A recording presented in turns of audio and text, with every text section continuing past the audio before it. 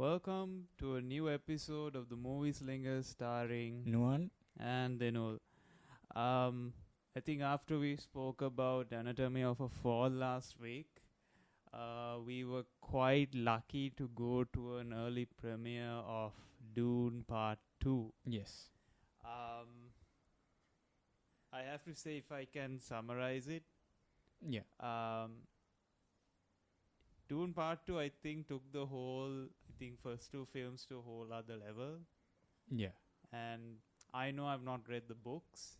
Mm-mm. I've read a graphic novel which was all written by Frank Herbert's son, Right. which I think does actual justice to the book Right, because right, I okay. kind of cross-checked it with I have someone no who's idea what that read is. the book. I have not but it checked visually looks really lovely. that. Right.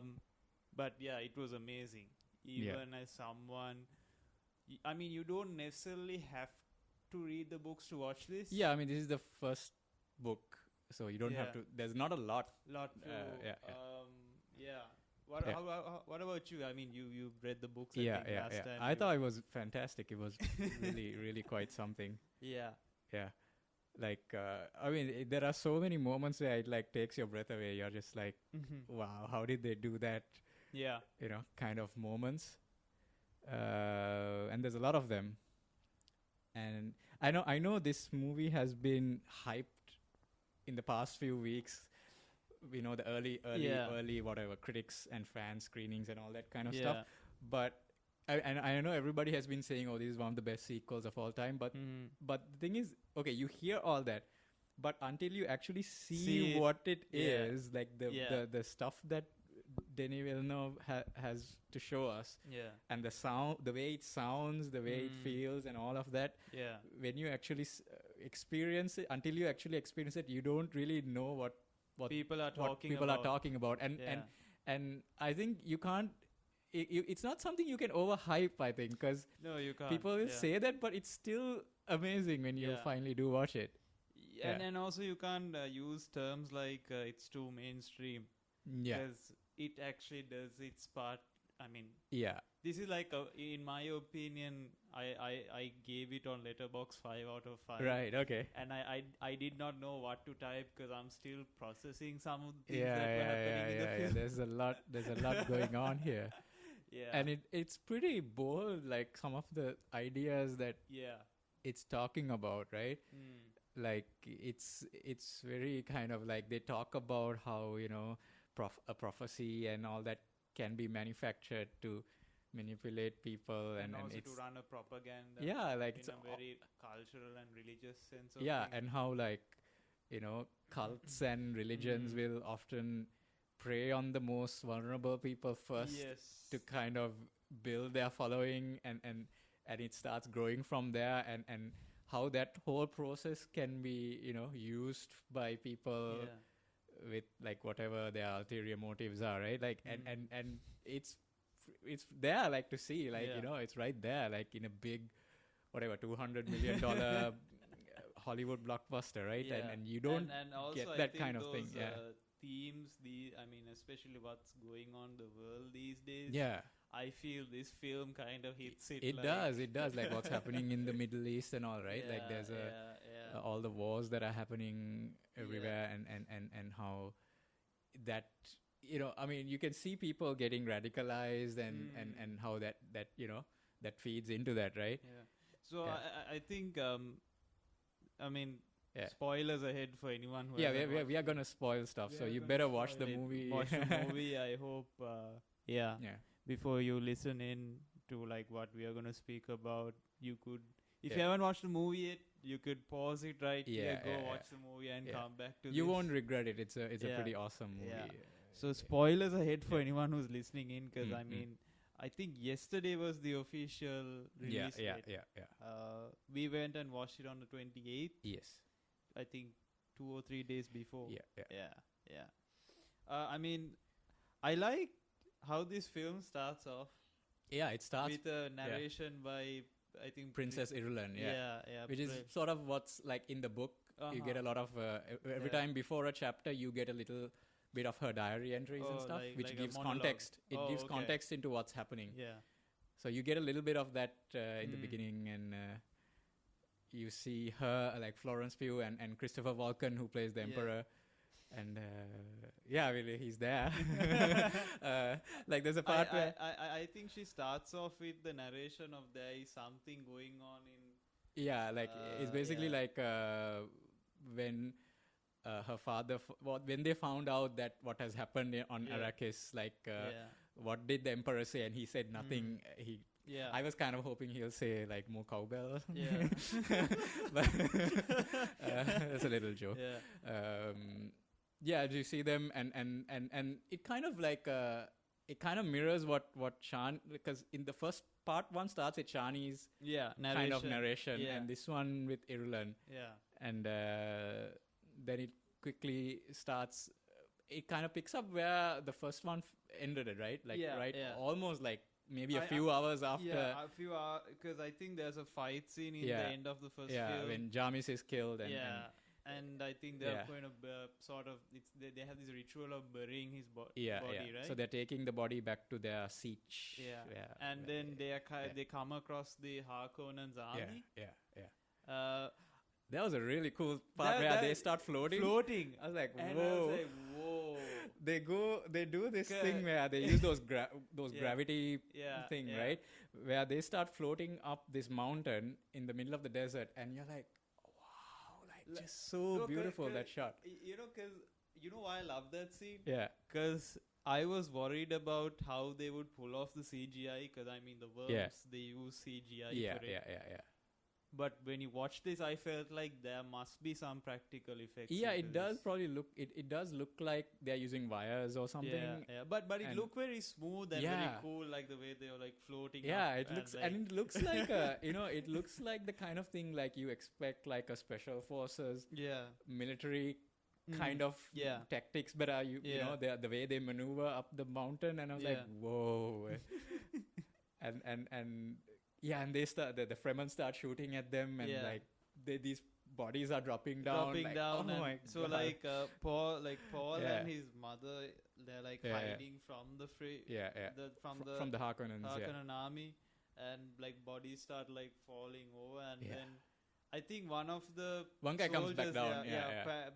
He notices Paul, and then there's this fight scene which is really cool. He's about to get killed, but then Chani. Was it? No, it's actually the mother, right? Jessica comes in. She comes in and then she says, "Don't ever like face your back towards the enemy." And there's a really cool shot where she's standing on top of the dune, and there's like you can see the moon, like this amazing shot, like wow. And there's so many of those.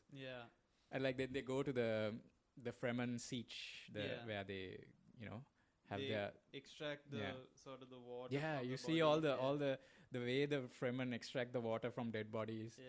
And even like one guy who's still alive, like one of the Harkonnen guards, one of the Harkonnen soldiers is still alive. That was a bit painful. Yeah, to like watch, whoa. And they go into a lot of detail about like their rituals, like you said, right? Like and also they have this ritual of like they don't believe in wasting water in the sense of bodily fluids. Like don't cry, don't vomit.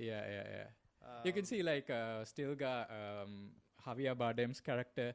He gets upset whenever somebody is wasting water. Because when Jessica, when she looks over what the process of them like extracting water, like from she feels very pukish and nausea, like she has a lot of nausea, and then she starts puking, and Stilgar's like, no, don't you dare do that, and then she actually pukes. And I think after that, I hope I'm not missing anything after that, because I was trying to get into more where Stilgar starts believing he's the one. Stilgar, like he's quite gullible, like he's shown to be extremely gullible. And what I like about that was that when they go to the Fremen siege, it is made very clear that there are people who they already believe that he is the Messiah, right? Yeah. They are expecting him to be. But there are other people who don't believe that stuff. So there's a division. There's a division, and Chan is like on the opposite side. Yeah. She doesn't believe. Yeah, she doesn't believe it, and like her friend also, I think, doesn't. Yeah. Like there's like this other girl who's there. They're all kind of skeptical about Yeah, Paul. and they make fun of Stilgar and the other kind of the fundamentalists, Also, they call it. What I liked about the scene when they're taking the body and when they're going to extract the fluid from who's the fighter who Jamis. died? Jamis. Yeah. So before that they go through the crowd and like everyone is like screaming at them. Yeah. I really love that scene. I think there was this sense of like Paul and his mother are still outsiders. Yes. They don't like even when they're eating food. They like are separate. Totally separated. And But then you also like you see Paul noticing, okay, these people believe him. Yeah. These people don't. And he has to. He says he has to convince the non-believers. That's where his mom kind of also comes in. We need to start converting non-believers. And I think there's an inner monologue where she says to convert the... No, it's not an inner monologue. She's talking to Alia. Oh, okay. She's talking to... That happens after she takes the water, right? So there's this process where she takes the water of life. And but they don't realize she's pregnant at the time. So what happens is... So she becomes a reverend mother. So she can, basically what that means is she can remember the past lives. All the other reverend mothers that... So she kind of like an archive. She's sort of like an archive. She can hear those people speaking to her. But what happens is because she's pregnant, Alia also becomes sort of like a similar thing. And she wakes up. In the womb, she's awake. She's fully awake. She's fully aware talking to Jessica. Right? And it's very creepy. Like, it's as creepy as it sounds. And you get these moments where like...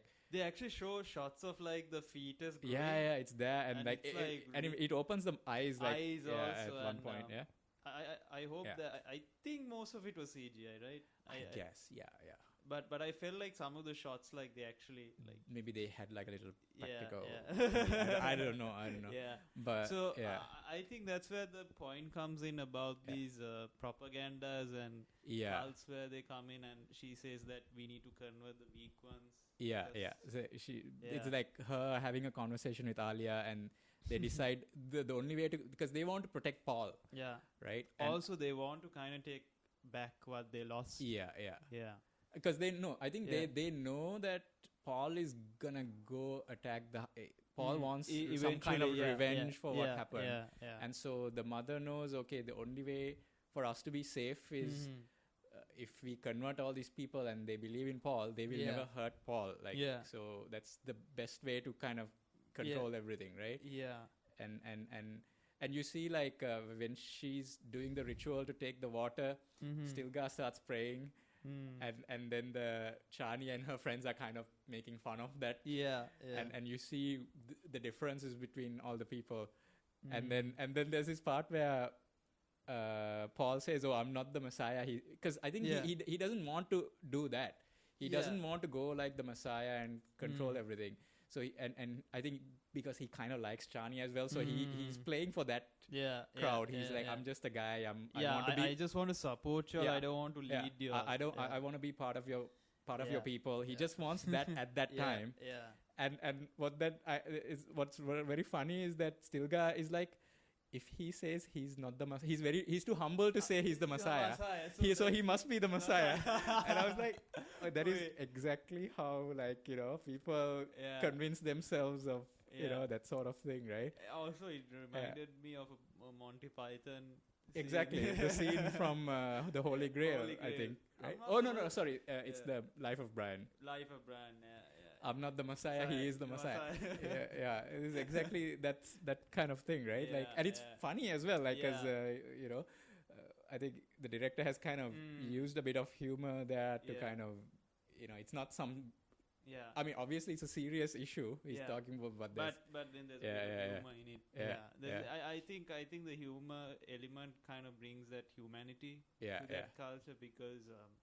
I mean, we had the discussion about the David Lynch Dune, and everyone was very stale and very two-dimensional. Even the freemen were like they were just standing there. I mean, they There didn't was have much to say. in yeah. That movie doesn't have Yeah. enough time. Yeah. But thankfully, this they do have enough time. They and, have yeah. enough time and Yeah. a really good budget. So Yeah. yeah. Actually, all the dialogue is very good. Mm. Like even stuff that I'm sure it's not in the book, like stuff that's written for the movie, like Yeah. especially I think Chani's character, I think, Mm-hmm. is done really well because it's very clearly shown in this film that Chani doesn't like Paul going after power. Like yes. she doesn't like him using the religious extremists and Yeah. Because him- she notices her mom is doing that, she's worried Yeah. that her son is also Yeah, gonna yeah. go on the same path. and so she doesn't like that sort of thing and Yeah. I think through her it shows.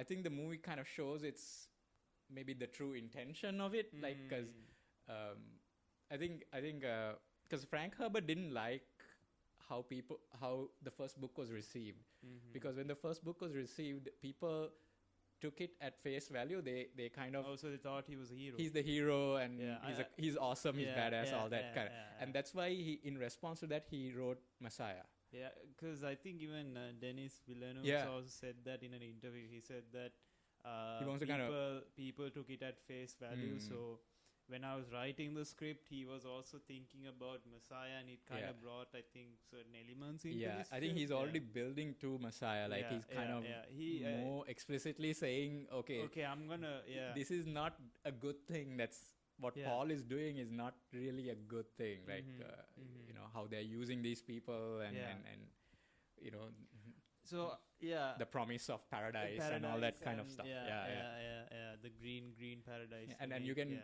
clearly see the real world parallels of how you yeah. how you get people to die for you and yeah. that kind Yeah. of thing, right? For a And- cause, yeah. And I think so after that whole, I think after Jessica becomes a Reverend Mother, she starts spearheading this sort of campaign of like Yes. converting people.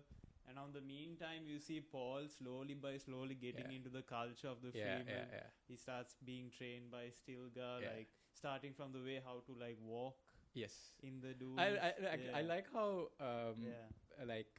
Chani helps him out, Yeah. and you see their relationship develop start as well. builds up, It yeah, was yeah. done really nicely. I thought, Mhm. in a way that you can Yeah. root for the two of them. Mm. When they have that little Yeah. where like she starts to show him how to do the sand walk thing, Yeah. and he's about to mansplain to her. Yeah. He's like, but according to the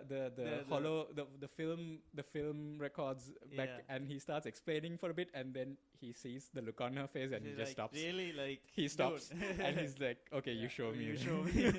That was really Yeah. funny. Yeah. So I think that's where I think he starts slowly by slowly getting into the Freeman culture. Yeah, and yeah. So I think it goes from there to like him living alone. I think they build this, I think, what do you call that? The thing where they kind of get humidity and they can get water out of that machine. Oh yeah, like a wind, the wind trap. Wind trap, yeah. It catches moisture in the air and yeah. then, so I think after that he survives, he comes back. Yeah, he's sent Yeah. sent for like a few, he has to go there and come Yeah. back kind of thing to show that he can survive in the desert. Yeah, and yeah. then I think the more and more tests he's given and the more he he passes them, I think Yeah. everyone is convinced that he is the Yeah, every time. And, But the yeah. thing is, like, what Stilgar doesn't realize is Chani helps him, yeah right?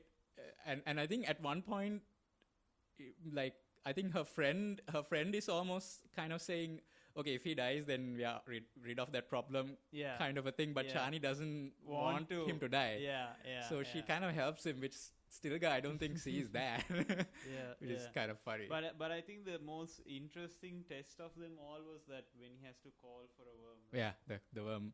The He has to sand- ride a worm, basically, Yeah, ride a sandworm. which was, I mean, And that then scene. still guys like, look, we know you have passed all Yeah. the tests. Please don't try to over impress us. And Yeah. and then that's where that's the comedy which Yeah, I like. yeah, yeah, the 'cause- relationship they yeah, had, like an yeah. uncle and kind of a It's like nothing yeah. fancy. It's like, okay, nothing Okay, fancy. fine. But then I like how that other friend, like, I don't know her name, like Chani's friend is like, Yeah. what does he say? Don't embarrass us. Call a no. big one. Catch a big one. And then like a massive one I shows think up. they, Right? they say they caught a grandfather Yeah, worm, yeah, yeah, right? And then he starts riding in, and that's why I think that was also another amazing scene when they Yeah. start calling. And then he you starts, have this amazing shot of him running along the top of the dune, and like, and then the worm comes and breaks through the dune, and he jumps on. Like, oh my god, that's so cool, man. Yeah.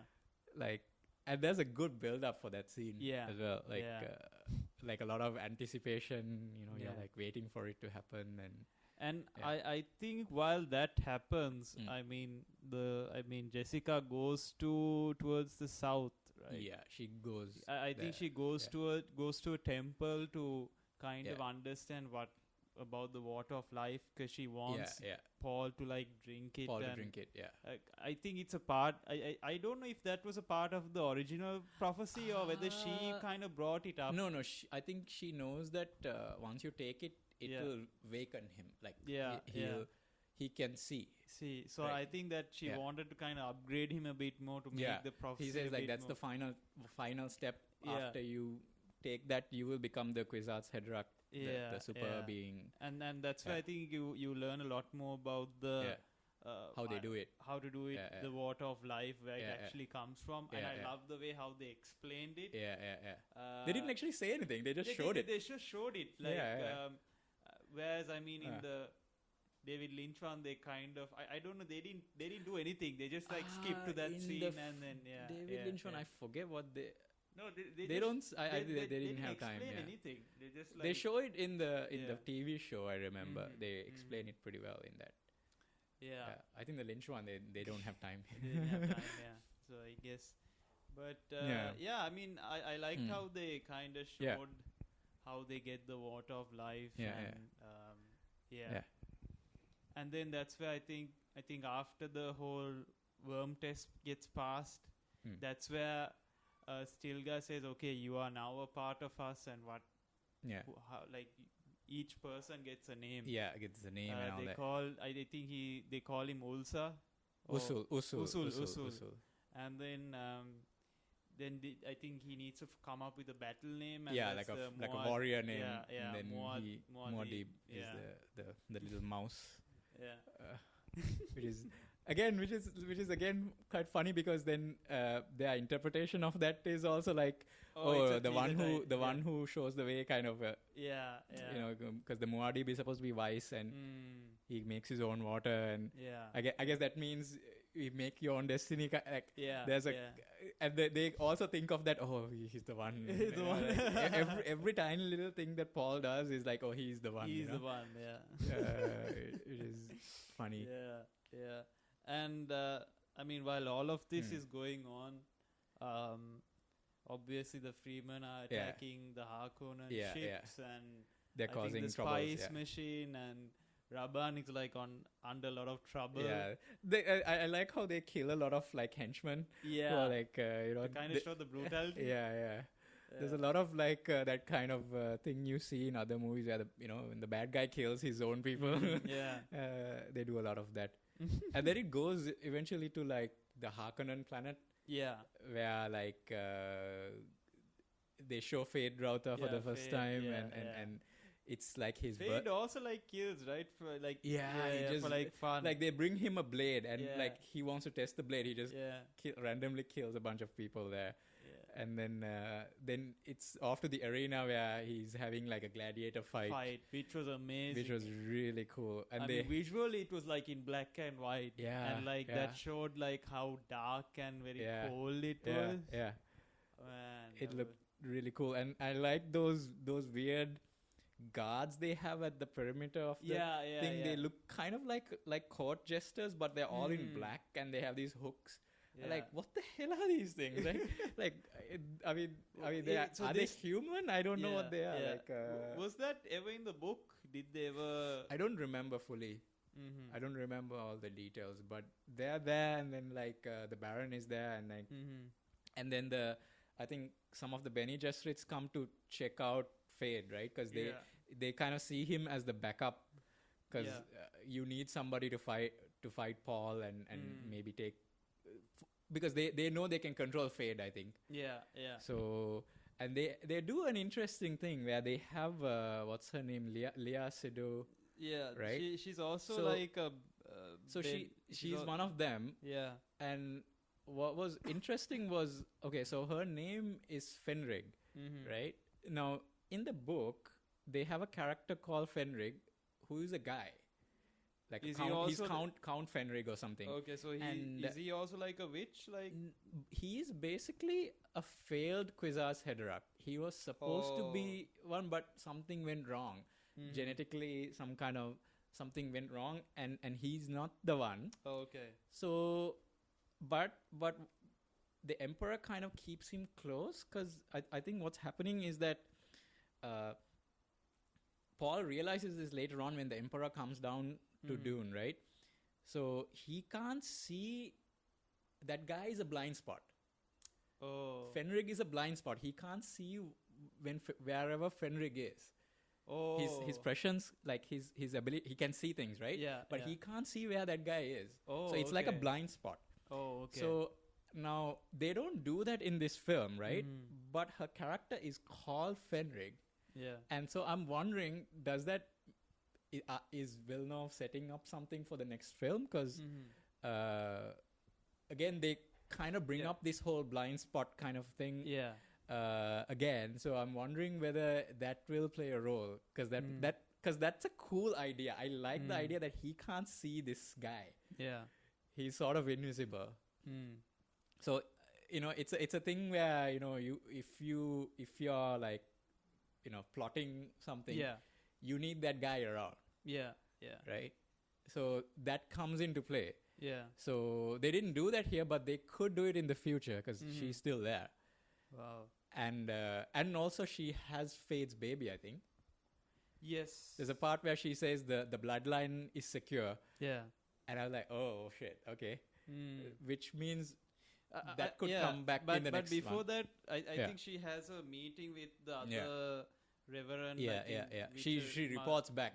and Yeah. she says that he's like fueled by like desire. Yeah, and, yeah. Like, He's crazy, he's but like we crazy, can but- control him. yeah, he doesn't have Yeah. discipline, but then like Yeah. he goes crazy, and Rabban is like Yeah. yeah. But they know they can control him. I think Yeah, he's yeah. he's good enough to kind of maybe take out Paul. Yeah, and also they Uh, mentioned that Fade, right? Yeah, Yeah, yeah. he killed his own mother. Yeah, they reveal that at some point. I can't remember. No, in that in meeting, that scene. No, Oh, right. because in that Oh, scene, she yeah, asked yeah. why their they- leader doesn't Yeah, didn't go to this thing, and she says that he killed his own mother, and he's not a fan of mother figures. And right. That's why I they think. sent. Yeah, Okay.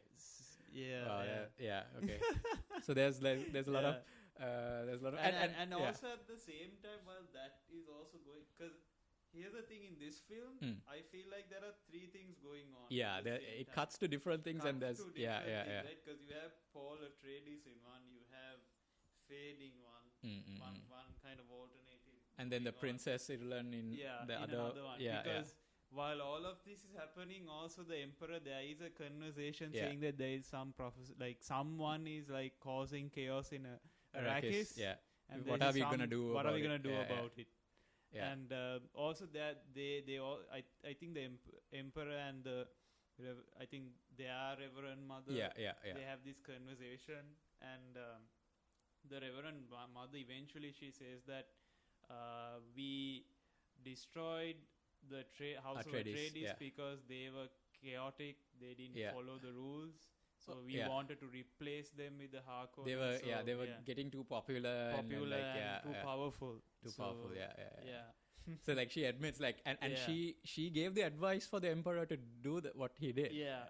Right, So so it's he like was- plans within plans. Yeah, I love how that line comes in, right? Yeah. I think it's Fenrig who says that plans Yeah, within within plans in the arena scene. I was like, Yeah. yes, Yes. we got that line. That's like my favorite line. Yeah, I don't know yeah. why, Yeah. but that shows up again. Yeah, But there's like I think when Leah Seydoux's character, when she presents the new baby to Mm. the Baron, I think the some Baron. because she presents Yeah, the yeah. Baron with her baby, some baby, right? No. That's not. That's a different thing. Okay. That's something Paul says. Okay. Paul says that's actually Jessica. Oh, okay. Because Jessica is the Baron's daughter. Yeah. So- That's why I was trying to right. come That's into not like. Lea Seydoux. Oh, okay. That's basically something in the past. Oh, okay. So what happens there is when Paul takes the water of life, Mm-hmm. he can now see all his past life, like whatever his genetic Yes. line. He can see everything now, going back. Yeah. So he now realizes, oh, his mother is the daughter of the Baron Harkonnen, which means he is Harkonnen, Oh, right? yeah. That's He is right. both Atreides and Harkonnen, Yeah. and that's why, and then that's why he asked, like, did like my father know? And Yeah. then I think even Jessica didn't know until like she took the water, I think. Yeah. So that's a big kind of bombshell, I think, if you didn't know that was coming. Yeah.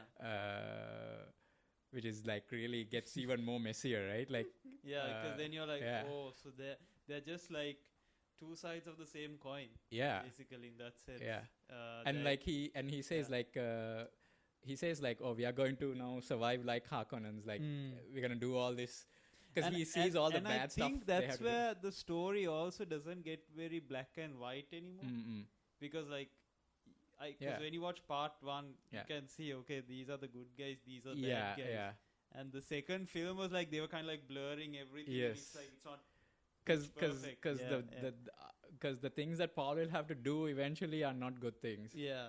And I think for the longest time you see him kind of like he doesn't want to do that. He doesn't want to take the water. He doesn't Yeah. want to He doesn't meet want to the go to the south, right? south because the like- fundamentalists are there and they, you know. He doesn't want to get power hungry. Yeah. Because he's and, also yeah. sort of promised Shani that he's not gonna go after But that. then eventually, like he listens to the voices of the past or something. Yeah. right? So what happens there is so there is an attack on the siege, right? Yeah. The attack on the siege kills a lot of Mhm. the people, and I think he doesn't see that coming. Mm. Even like he has a Yeah. little bit of he can see the future a little bit, I think, Bit, yeah. but not completely. Like Yeah. he knows some things, Mhm. but he doesn't see that coming. Yeah. And then he realizes, okay, like he's been sort of trying to avoid this, but then he realizes war is going to come yeah. no matter voice what he does. inevitable. So then I think he sees like Jarmis yeah. in like a trance kind of a thing, Mhm. and Yeah. he says, go to the south.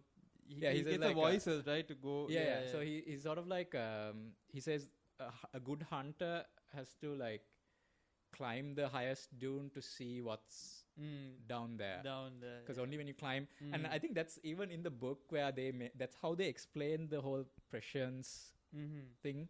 Yeah. Like how he sees the future is like you can see everything in the valley, Yeah. but not beyond. yeah. Like you have to climb that thing to see what's in the next side. yeah. So you have to. So they explain something like that. So he realizes, okay, he has to take the water to Mhm. know what's gonna happen. Yeah. And I think he thinks that if he takes it, he can avoid the bad stuff. Yeah. But after he takes it, he realizes there's only one path. Like he says, like he sees Mhm. multiple Yeah. futures, but there's only one way. Like he says, like there's one very slim chance of kind of Mhm. going, you know. But like even that is like it leads to war. Like there's Yeah. no War is other. inevitable. Yeah, I yeah. guess, yeah. So he's sort of like he has to do. So yeah, yeah. because I think Paul has his vision of like seeing this woman Yeah. walking by. Give me a second. Sure.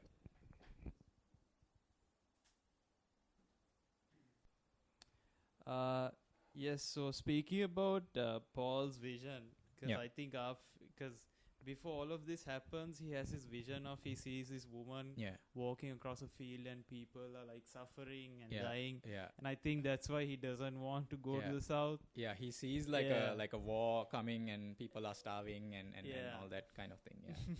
I Yeah. don't know. Does that play does that Ah. vision ever flesh out in any way in the books or like? I don't fully remember the details of that. Mhm. But he thinks it's Jessica, right? He thinks Yeah, it's because Jessica. slowly by slowly. But I'm you see- wondering yeah. whether like because towards the end they show Alia. So I'm wondering, was that actually Alia? Like he's seeing, because that ends up showing her, right? Yeah. I don't know if the two things are connected like that, but but that's why he doesn't wanna take the water and go through with the whole thing. Yeah. He's worried about all of that. And so he eventually gets to the south. Yeah. He drinks the water of life. Yeah, yeah. And I think there's also a very intense scene. Yeah. Where like he's sort of being poisoned and he's sort of knocked out. Yeah, yeah. And then Chani comes in and she blames Jessica for everything. And so the prophecy, I think, is sort of like... that's where it starts to get fleshed out entirely. Yeah. Because everything else was like a build-up towards that. And I think that very last... scene. And the prophecy was that he will be brought back to life by the tears of the Desert Spring. And Desert Spring is Chani's other name. Oh. Desert Spring, like her name is Souheila or something, which means Desert Spring. Oh, that's why everyone was like, oh, she's a part of the prophecy. Yeah, she's the part of it. And the messed up part is, like, Jessica kind of forces her to cry, I think. Yeah. Did you notice that? Yeah, because she says to be quiet and then like... Yeah.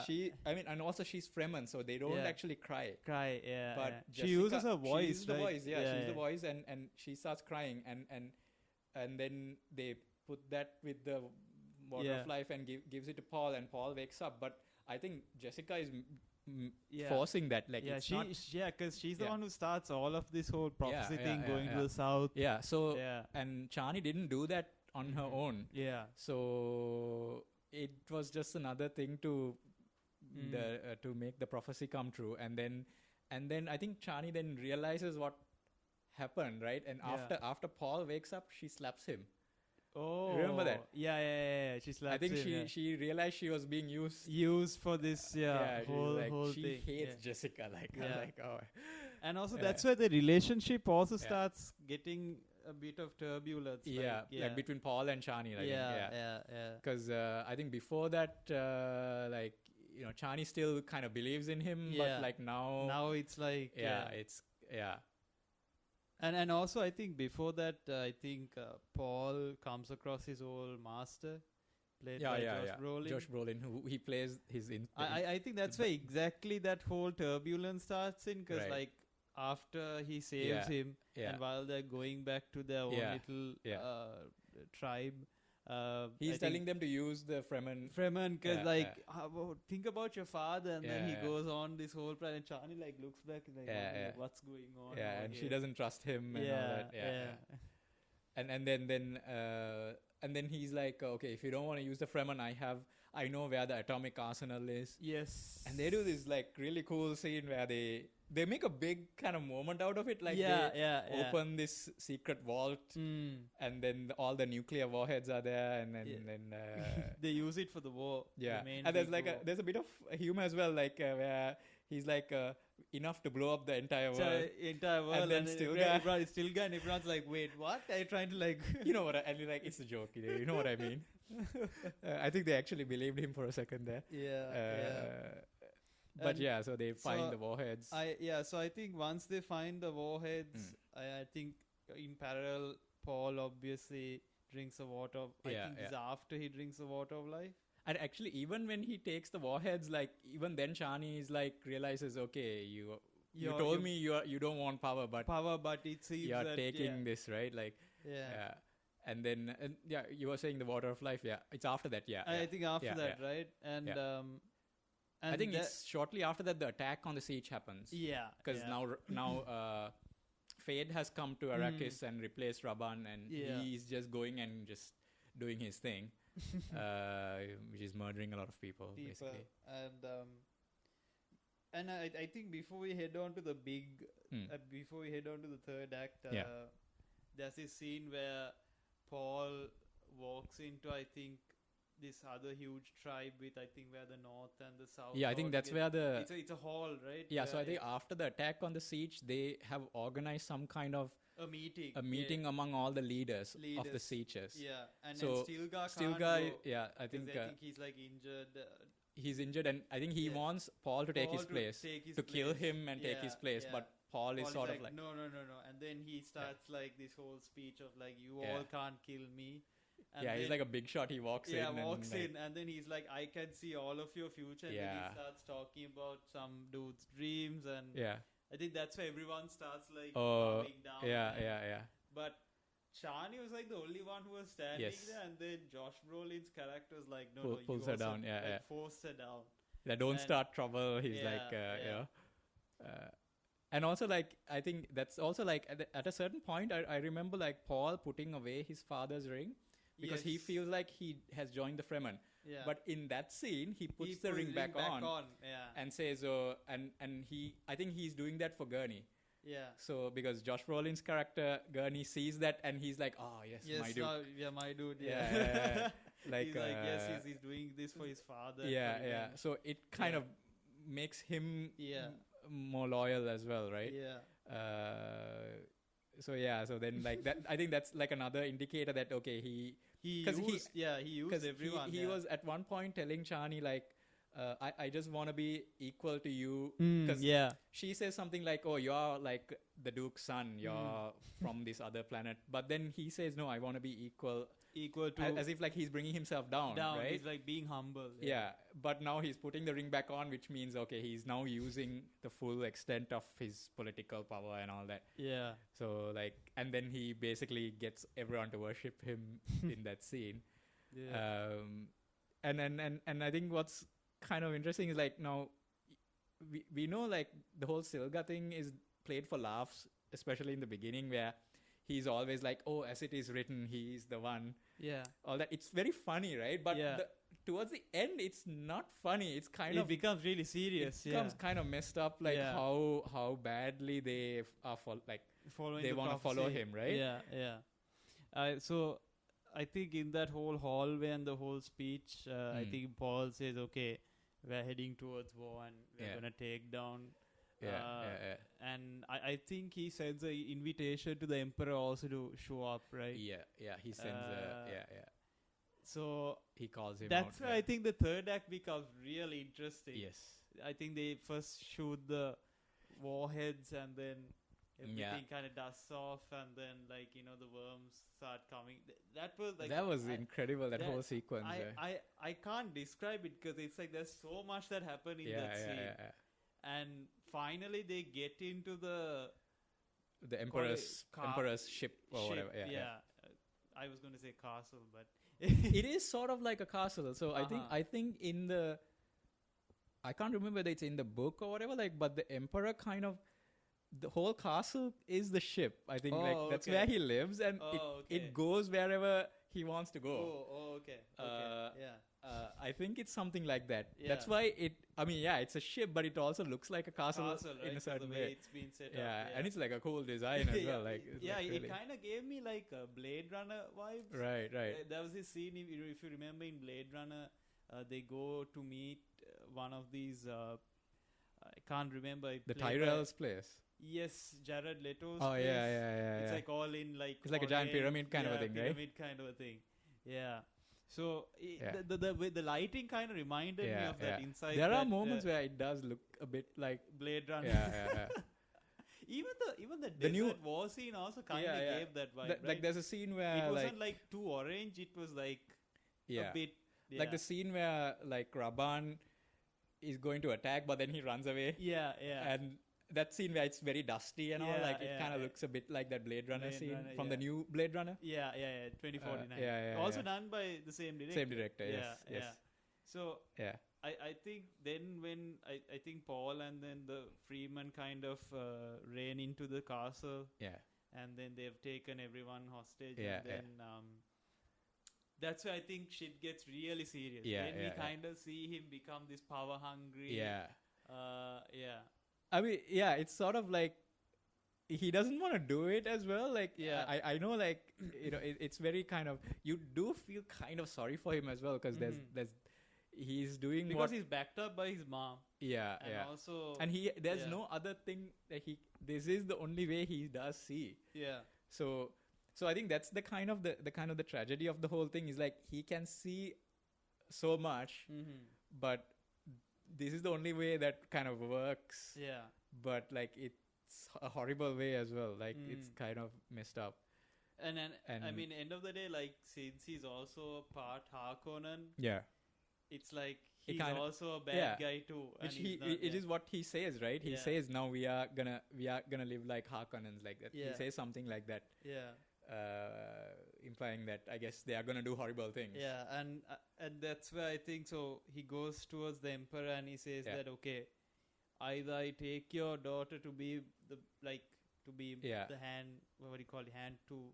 He says something Yeah, about so being he, a bride, right? Yeah, it's either he, Gives up, he steps down, and I can't remember exactly. Okay, does he offer that? He offers that, right? He says yeah. that. He tells him to like step down Step or down, like yeah. step down, make his daughter the bride, Yeah, the queen.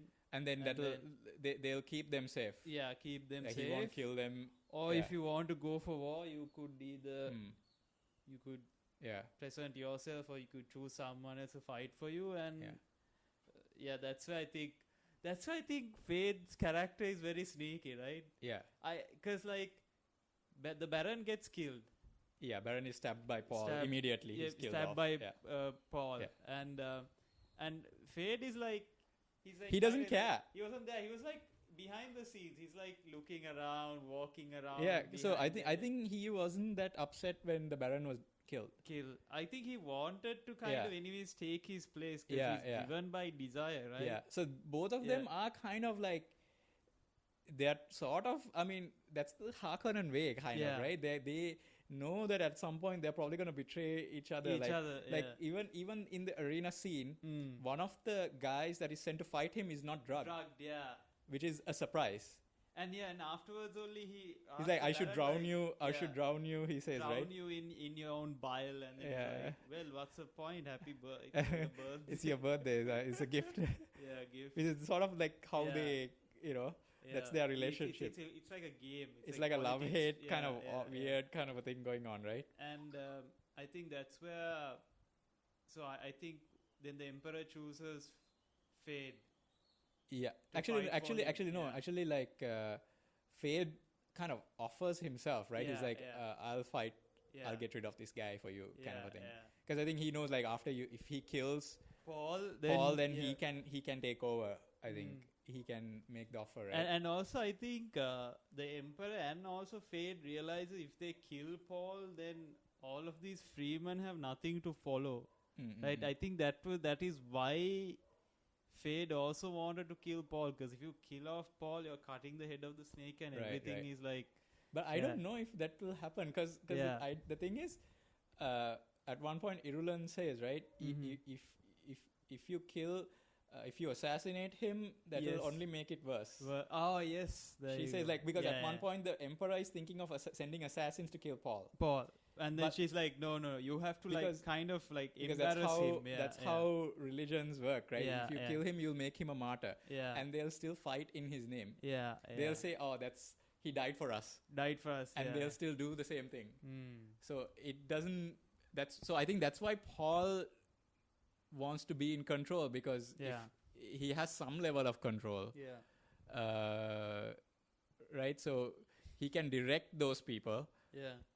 Obviously, he's directing them to do bad things as well. It's Yeah. kind of like a double-edged sword. Like, there's no other way. Like, Yeah. really, right? Even if he dies, it could be worse. Yeah. You don't know, really. So And then that's Yeah. where that epic Yeah. fight scene happens. yeah. Yeah, both of them are like sharing. That was a really good- blows and like good- yeah. Good fight scene. really like the good whole- fight Yeah, scene. it was like. I mean, we knew it was coming, but it Yeah, was like, wow. But at one point we thought Paul was gonna die because he got stabbed at yeah, one point. he does get stabbed. Yeah, But then no, he obviously takes that blade and then puts it stabs- back. Yeah, Fade Yeah. and then he threatens, right? He tells the Emperor. Yeah, to he's let like, he forces him to like kiss his ring and all kiss that. his ring and Yeah. tells him like to tell the other houses to lay down. If Yeah. not, I'm going to use the atomic heads onto them. Yeah, something like that. Yeah, And and then because I think the Baron calls the other houses, right? yeah, Because the Baron as soon as the Emperor shows up, the Baron gets scared. yeah, He thinks, okay, if the Emperor tries to take me out, we are gonna blackmail him. Yeah. We're gonna tell the other houses what he did, kind of a thing, right? yeah. But so the other houses are now there, Mm. and they're waiting to see what happens. And I think what happens is like when Paul becomes emperor, they don't accept it immediately. And that's why he says, okay, then we have to attack them. Mm. And then I think that's the scene where Chani realizes, okay, he's gone now. Mm. He's completely kind of, because he Yeah. offers to marry Irulan. Yeah. And then like you see the her reaction shot, Yeah. like Chani's face, She right? looks, Like, disgusted, and then like she's like the only person standing in there other Yeah. than Irulan. yeah, everyone else And I bows, think that right? shows kind of a division, right, Yeah. amongst Paul, Yeah, yeah, whether either to yes, be humble and royal or Yeah, to yeah. take back what he lost. Yeah, that yeah, yeah. means the power and the royalty, and also all of like that. Irulan yeah. and Chani also like lock eyes at one point, Yeah. like they, this is the, you know, Yeah. and which is both of them are gonna play a very important role in like the next one. Yeah, I think even Denis Villeneuve yeah. also said that Yeah, to make this a bit Yeah. different, that he used both of these women to kind of Yeah, yeah. drive. So I think that was really well presented. yes. And then Chani obviously storms out, and Storms then out, she yeah. goes towards Which is the also north. different from the book, Oh, if you yeah. must know, like, Uh-huh. because in the book, like, she doesn't like what's happening, but she does stick around with him. Oh, okay. She stays by his side. Yeah, so I think that's why I think Denis also said Yeah. that Chani Yeah. was not just this side character. Yeah. He wanted to like Yeah. use her as a drive. yes, So and it really shows like, okay, she's not happy Mm. with, yeah, I think that's kind of there to kind of guide the audience to understand what they're trying to say with this. Like, Yeah. what he's done is not really, these Yeah. are not good things. Like, he's not a Yeah. hero or whatever, right? So yeah. I think that's kind of there to, Chani is there to kind of show that. Yeah, and I think the story Yeah. ends with her storming Yeah. off, and yeah. And like you hear the theme, like you hear Yeah. the, I think that's the Paul and Shani's theme. yeah, which I think is the best theme. I Mhm. think in terms of music, that's my Yes. favorite one Mhm. that Hans Zimmer has done for this Yeah. these two movies, and like that's so beautiful. Like when that Mm. kicks in, like right at the end, and like you see like Paul's Mhm. Fremen boarding the ships, going to attack the other Yeah. houses, and then like Jessica turns and says, "The holy war has begun." Has like- it has begun, And like that's where the chills come. yeah, you the know, shields, like you see the banners and everything, Banners, and yeah. and then Chani kind of rides off into the sunset, Mhm. kind of like Yeah. she's unhappy with Yeah. everything that Also, I Yeah. wanted to mention this one thing was Mm. that I noticed in this film there wasn't a lot of dialogue. mm. I think there was a lot of show and tell also in this yeah film. yeah And I think like the water, like you Yeah. see them taking the water, but nobody no one explains explains it. it, right? Yeah. You see it happening. Yeah. Like I think I saw an article even Denis Villeneuve said that he's more of a visual director. yeah And he said that dialogue is good for like TV. yeah he and, says like TV has ruined films because they Yeah.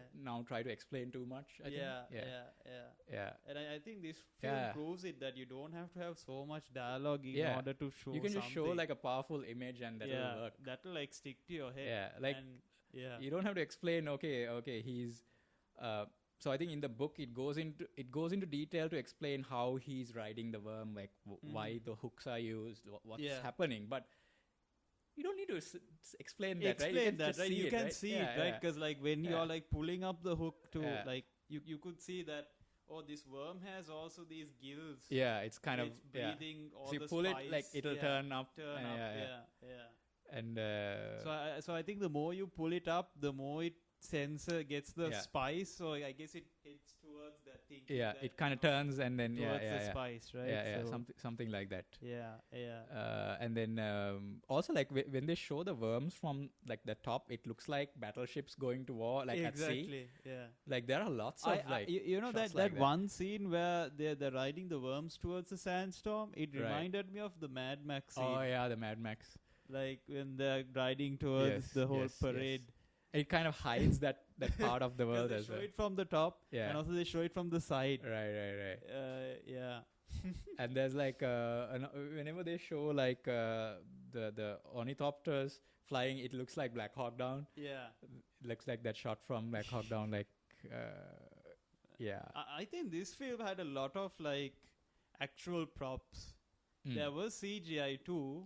I think the armor and stuff, like the costumes, armor, yeah. and I think also Like the Irulan's floating, costumes, like Yeah. look really cool. Also the floating thing when they're like floating in the beginning of the scene we were talking about The them. harvester thing. Yeah, no, not the harvester Yeah. thing. The Oh, Harkonnen and Oh yeah, soldiers the like soldiers. floating up. Yeah, I felt like that was like so real. I don't Yeah. know how they pulled it off. yeah. It looks I really hope cool. they show some sort of behind the Yeah, scenes. yeah. I don't know whether they actually use hovering machines because now that's kind of a thing, right? I mean, you never know. But again, yeah. like that's another one of those things that they Yeah. don't explain what they're using. They just yeah, they just press some button and they go floating, right? Float- Like, yeah. it's like okay. Yeah. Even the harvester, like it just Yeah. lands. Like you Yeah. don't explain all of that stuff, So right? I think this film has a lot of visual elements to it. Mm. They don't over-explain things. Yeah, yeah, I think anyone, if you watch Dune Part 1, yeah. you don't have to worry much about Dune Part 2 because it's very easy Yeah. to understand. Yeah, yeah. And there But are you- so yeah. much, I think, memorable scenes. Yeah, so yeah. Like almost every scene is like really cool, and the performances are great. Like yeah. Timothée Chalamet and Yeah. Zendaya. I think the two. I think Mhm. they did a really good job with this Yeah. one. Everyone is pretty good. Like Fade is really cool. Like Austin Played by Butler. Austin Butler. Yeah. I mean, he was just like so intense. Before they started like I think a few weeks before the film they were like Austin Butler had this accent issue. Right. He kind of lost his accent because of Elvis. Right. They started speaking like Elvis, but he kind of pulled it off really well. Like hats off to He him. could have talked like Elvis. But yeah, I mean it was pretty amazing Yeah, to like yeah. watch this. I mean I gave it 5 Yeah, out yeah. of 5. So And yeah. Brian Herbert is happy. Like Frank Mm. Herbert's son, Yeah. he seems happy. Like he has said good things. Yeah. It's the best live action Mhm. version. Yeah. And okay, it does have some differences. Like okay, so Paul kills the Baron, which is not what happens in the book. Oh, okay. Because in the book, Alia is supposed to kill the Baron. I they've even changed it. remember even in the David Lynch film that didn't really happen, right? Alia Like- shows up though. They bring Alia in. I don't yeah, know if no, you- but Paul didn't like kill the Baron. I don't remember him. I Like, think there's going like an in- explosion and he goes flying out. flying off. Yeah, In the something most like that. David Lynch way But like possible. what Yeah. actually happens is they when they attack the siege, they Yeah. capture Alia. Yeah, So Alia is already born at that time. So in this film, Alia is not born yet. yeah. So originally, they bring Alia as a prisoner, and it is, and then when the Baron and the Emperor and everyone comes, Alia is brought there, Yeah. and then it is revealed. There it is revealed that Alia calls the Baron grandfather, and that's when they realize, oh, okay, this is this is Yeah. an abomination. Like the Reverend Mother says that, Yeah. oh, kill her now. Yeah. And then Alia kills the Baron in like a Yeah. surprise attack, Yeah. which is like, which is something that comes to play later because the Baron okay. and Alia are sort of connected in a certain way. Oh, okay. And so I'm very curious now because Alia didn't kill the Baron, Paul Mhm. did it. What's gonna happen? Like, how are they gonna? Yeah. Because Anya Taylor-Joy is in the film. Yeah, She's yeah. gonna play the future Alia, the Yeah. grown-up Alia. Yeah. So she has a role. Yeah. So I wonder what they're gonna do I now. feel like she will kind of drive it further. I think maybe Yeah. But we'll It'll be see interesting. Yeah. until Messiah comes up. But yeah. Let's hope it's not too long. Yeah, yeah. Not too long a wait. Yeah. So, anyways, Hmm. want to say thank you for tuning in. Yeah. As usual, you could subscribe us on Spotify, Apple Podcasts, Google Podcasts until they move to YouTube Music. Again, we'll let you all know. I mean, eventually we are going to upload everything on YouTube Music. Yes. But yeah, please stay tuned for more episodes and Yes. see you guys. See you guys. Bye bye. Bye.